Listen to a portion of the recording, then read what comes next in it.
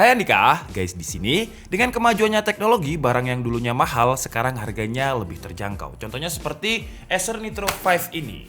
Komponennya sekarang lebih baru, banyak upgrade tapi harganya nggak selisih banyak dengan versi sebelumnya. Dan Acer Nitro sesuai dengan namanya, Nitro kenceng banget.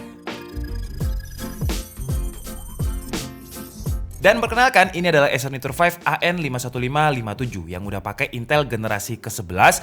Ada dua SKU kalau dari segi prosesor, jadi ada yang Intel Core i5 11400H dan yang kita bahas ini adalah yang Intel Core i7 11800H dengan 8 core 16 thread 24 MB L3 case. Rating TDP-nya ada di 45 Watt dan biasanya disebut dengan Intel H45 karena TDP-nya yang 45 Watt. Ngomongin soal Intel H45, ini beda banget dengan generasi sebelumnya. Apalagi dengan Willow Cove Core Micro Arsitektur 10 nanometer Super V-nya, terus juga Intel Turbo Boost Max-nya, dan juga 20 PCIe Lane Gen 4-nya.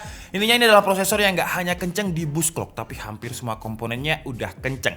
Sayangnya Acer Nitro 5 ini untuk SSD-nya belum Gen 4, masih Gen 3. Jadi speed-nya ya ada di tipikal SSD Gen 3 3000-an Mbps. Sebenarnya bukan masalah juga karena 3000-an Mbps itu juga udah kenceng banget untuk laptop gaming. Tapi setelah kemarin saya nyobain SSD Gen 4 yang speednya bisa lebih dari 6000 Mbps, jadi Gen 3 3000 Mbps itu kayak gimana gitu. Emang manusia itu nggak pernah puas ya? Cuman walaupun belum Gen 4, yang harus diapresiasi dari Acer Nitro 5 ini adalah opsi konfigurasi storage-nya. Karena dia bisa support triple storage. Pertama 512GB-nya yang udah default, terus masih ada satu slot M.2 NVMe dan satu port untuk SSD SATA 2,5 inch atau hard disk. Terus yang lebih menarik lagi, di seri terbaru Acer Nitro 5 ini masing-masing M.2 NVMe-nya udah memiliki dedicated etching tambahan di bagian penutup bawahnya. Dengan begini, kalau misalkan kita main game yang super lama banget, saya pribadi kalau main game apalagi kalau gamenya baru dan saya suka itu bisa seharian penuh. Nah, seharian penuh storage itu juga bisa panas dengan adanya heatsink.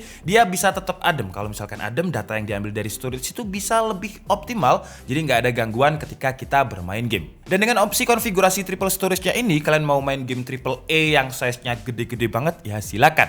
Karena kalau misalkan udah penuh ya tinggal tambah storage lagi. Game COD yang baru itu juga gede banget ya. Jadi 512GB untuk game triple A menurut saya di 2021 ini masih kurang. Terus untuk memori RAM-nya udah gede banget, 16GB DDR4 dengan speed 3200 MHz. 16GB single channel ya. Mungkin beberapa orang akan setuju dengan opsi konfigurasi ini, beberapa akan enggak. Kalau saya pribadi setuju. Kenapa? Karena saya punya uang. Jadi saya tinggal upgrade RAM, tinggal beli RAM 16GB satu keping lagi untuk isi slotnya yang kosong, total 32GB.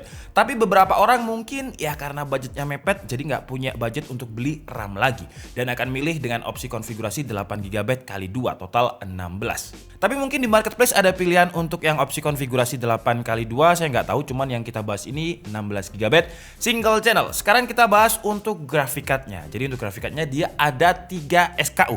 Yang Intel Core i5 itu ada yang 3050, kemudian yang Core i7 ini digandengkan dengan RTX 3050 Ti dan ada yang di atasnya lagi dengan Nvidia RTX 3060. Yang kita bahas ini adalah yang RTX 3050 Ti laptop GPU GDDR6 dengan VRAM-nya 4GB, maksimum TGP-nya ada di 75 Watt. Terus untuk fitur-fitur eksklusif Nvidia dan juga Intel juga udah ada, seperti rechargeable bar, terus juga dynamic boost serta whisper mode. Kalau dari segi spesifikasi, jelas ini spesifikasinya udah terupgrade banyak banget dari seri sebelumnya. Cuman nggak hanya dari segi spesifikasinya aja, dari segi desain juga ada minor updates. Acer Nitro 5 yang sekarang desainnya terlihat lebih garang dengan aksen warna merah di sirip bagian belakang exhaust-nya. Kalau dulu yang warna merah itu adalah engselnya, sekarang sirip bagian belakang. Terus di bagian punggung terlihat garang tapi tetap kalem karena logo Acer-nya ini dibikin mirip dengan finishing catnya, jadi nggak dibikin kontras gitu. Terus ada dua garis abstrak yang menambah kesan gaming look-nya. Untuk bobotnya dia 2,17 kg, terus chargernya itu 469 gram. Jadi kalau dibawa sama chargernya kira-kira sekitar 2,6 kg. Ya standarnya laptop gaming entry level lah. Terus untuk dimensinya, panjangnya itu 36,3 cm, lebarnya 24,5 cm dan ketebalannya 2,3 cm. Terus untuk engselnya juga udah lolos ritual wajib DKID, jadi dia bisa dibuka dengan satu tangan. Di area keyboard masih ciri khasnya Acer Nitro 5 banget dengan layout dan juga desain font yang sama. Terus keyboardnya juga udah RGB dengan 4 zona, warnanya bisa kita custom di software NitroSense. Bukan hanya keyboard, di software NitroSense ini kita juga bisa atur fan control. Jadi kita bisa atur max kalau memang lagi butuh cooling yang lebih kenceng. Terus kita juga bisa pilih power plan. Kalau saya sih sarankan high performance ketika ngegame dan balance yang Acer optimize ketika tidak terlalu menggunakan aplikasi yang berat. Audio pun juga bisa disetting di software NitroSense ini dengan Acer True Harmony. Kita bisa pilih profile sesuai dengan game yang kita mainkan. Kalau opsi Acer True Harmony ini masih kurang, bisa juga pakai software DTS-X Ultra. Karena audionya udah pakai Dolby, terus dia juga sudah support dengan DTS. Kalau untuk suaranya, standarnya laptop gaming sih ya, menurut saya nggak terlalu imersif. Ya standarnya laptop gaming lah, kira-kira seperti ini suaranya.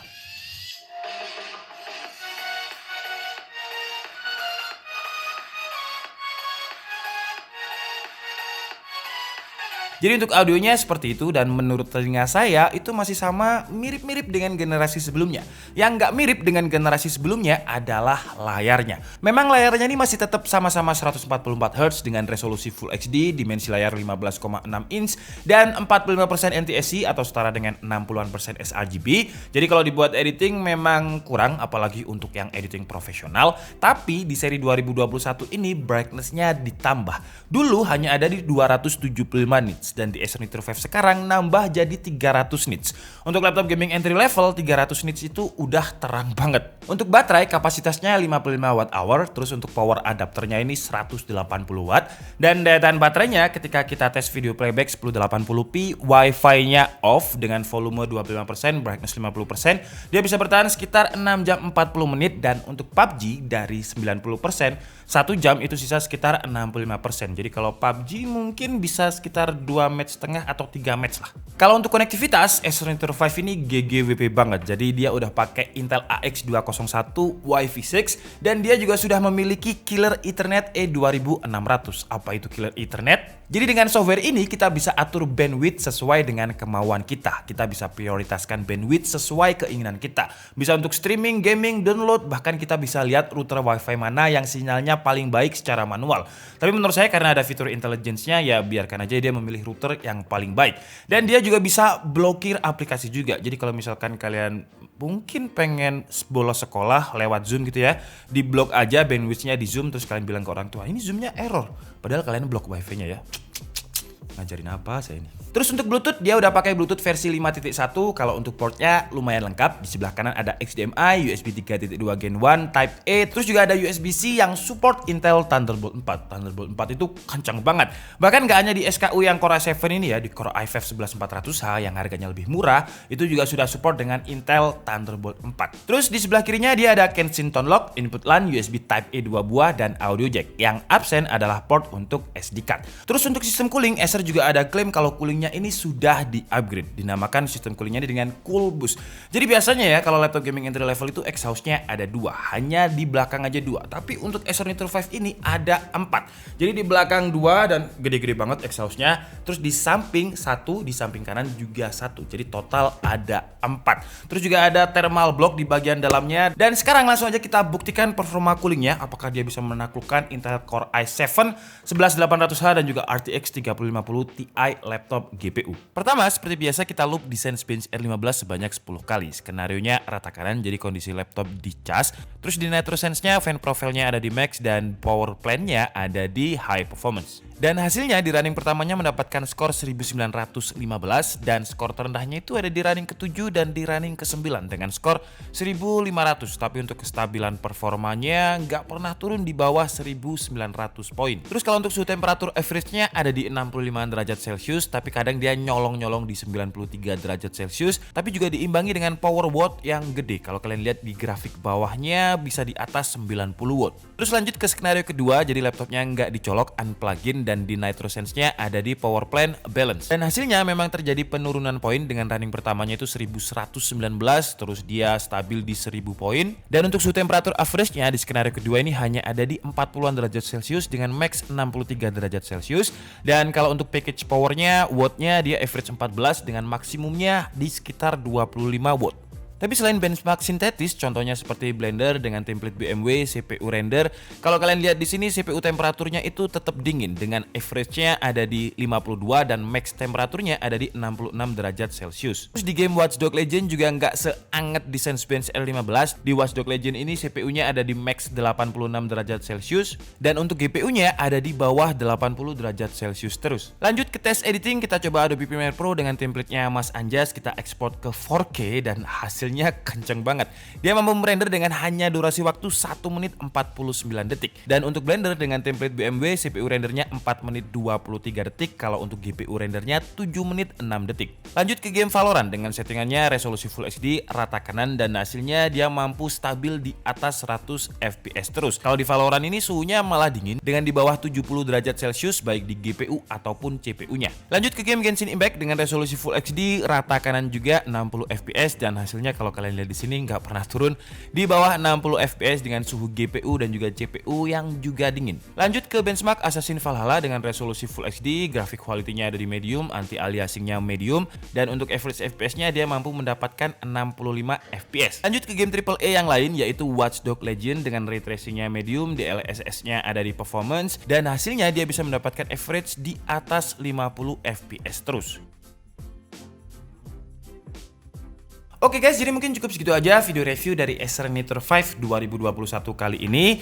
Dan untuk harganya yang Core i5 itu sekitar 14.499.000 dan yang kita bahas dengan Core i7 11800H dan RTX 3050 Ti ini dibanderol dengan harga 17.899.000 dan kalau dirasa budgetnya kurang kalian bisa ambil yang RTX 3050 non Ti itu dengan harga 16.999.000. Dan seperti biasa semua harganya ini sudah include dengan Windows 10, terus juga ada OHS 2019 dan garansinya ada 2 tahun part dan 3 tahun servis. Kalau untuk kelebihannya jelas dengan harga yang relatif nggak jauh beda dengan versi sebelumnya, banyak hal yang di-upgrade. Seperti layarnya yang udah 300 nits, terus sistem coolingnya yang diperbarui dan terbukti dari performanya yang naik lumayan signifikan baik di performa CPU, GPU dan juga coolingnya. Terus dia juga sudah ada Intel Thunderbolt 4 walaupun ini versi entry level. Terus konektivitasnya ada Wi-Fi 6 dengan killer Ethernet. Terus kelebihan lain yang sebenarnya udah ada mulai dari Acer Nitro 5 2019 kalau nggak salah. Jadi opsi triple storage tetap dipertahankan oleh Acer dan bakalan banyak gamer-gamer enthusiast AAA yang size-nya gede-gede seneng dengan Acer Nitro 5 dengan opsi triple storage-nya ini. Kalau untuk kekurangannya menurut saya dia nggak ada port SD card. Terus walaupun RAM-nya kapasitasnya gede 16 GB tapi konfigurasinya single channel. Tapi buat memang yang mau rencana upgrade ini sebenarnya lebih mudah. Jadi tinggal beli aja satu keping RAM 16 GB pasang jadi 32 GB. Cuman kalau buat yang budgetnya mentok ya dan gak ada planning untuk upgrade, dia akan lebih memilih 8x2 16 GB. Terus kalau masalah berat dan juga dimensi, kalau saya bilang berat ya berat, tapi ini beratnya standar laptop gaming entry level dengan chargernya itu sekitar 2,6 kg. Terus kekurangan dan juga sekaligus menjadi saran buat saya kepada Acer karena kan ini sama ya untuk layarnya dengan yang Intel Core i5. Jadi sama-sama 45% NTSC. Akan lebih baik kalau misalkan versi yang tertingginya dibikin 100% sRGB. Jadi segmennya bisa lebih luas gitu, bisa untuk gamers dan juga bisa untuk editor. Tapi intinya Acer Nitro 5 ini menurut saya sesuai dengan namanya lah ya, Nitro. Nitro atau Nitro pokoknya intinya itu adalah NOS yang biasanya ada di mobil balap yang kenceng banget. Tapi Acer Nitro 5 memang dari dulu selalu menjadi primadona di kelas laptop gaming entry level karena harganya yang bersaing serta fitur dan juga spesifikasi yang diberikan itu nggak kaleng-kaleng. Jadi worth it banget dari segi harga ke performa atau price to performance-nya. Oke, jadi mungkin cukup segitu aja video kita kali ini. Saya minta maaf kalau ada kesalahan dalam menyampaikan informasi. Seperti biasa kalian bisa mengkoreksinya di kolom komentar. Saya Nicky Budi and see you on the next video. Bye bye. Kok wobble-wobble? Coba. Nggak terlalu sih.